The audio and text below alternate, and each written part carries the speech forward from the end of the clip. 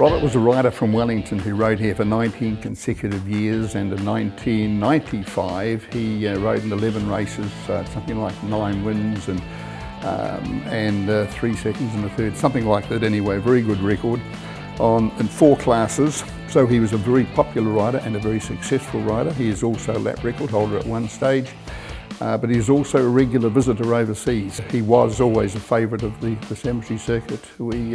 The decision was made with the family that we would have a memorial service here for him, which we did. His ashes were ultimately laid in the flower garden, and because of that as well, there too then a Robert Holden Memorial Trophy was inaugurated. And I think it's fair to say now that that trophy has probably become one of the biggest, most sought after trophies in New Zealand motorcycling. Oh, it got started through my father, really. He had an idea of running a road race in Whanganui. It was one of well, definitely the first such circuit in New Zealand, and the first such circuit in England and Europe in the centre of a town. It was very unique and had a lot of publicity around the world. I've got a lot of articles from different magazines in Europe of that time, saying how it's a pity something similar couldn't be done in their town. It's a 12-month planning that goes into it now. So we start basically after the event's finished, we wind down, get everything sorted and finished by February, March, and then from March onwards we start straight away. The issue is for sponsors, and that's where we start heading in and talking to sponsors, because the event has actually such a great profile and people want to be involved now in the motorcycle industry, which is where mainly our sponsors come from. I bring a lot of international riders here that have ridden for my teams over the years, and they just love it here.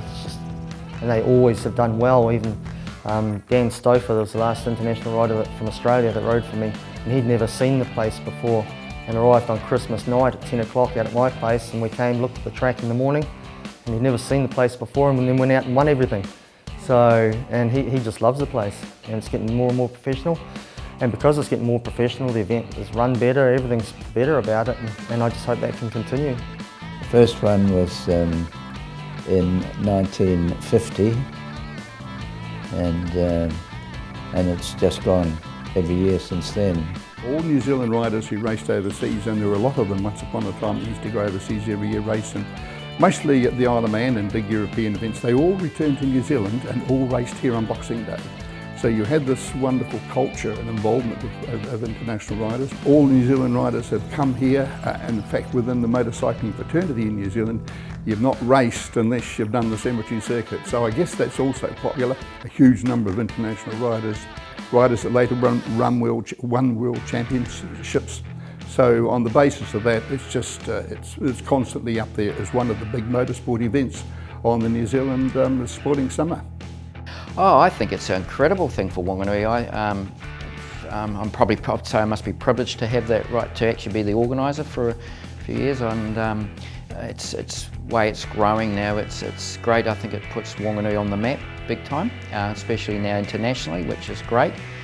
And it's growing, and through just marketing over the years, it's just getting bigger and bigger, and it's fantastic for the city. It's really positive, very positive.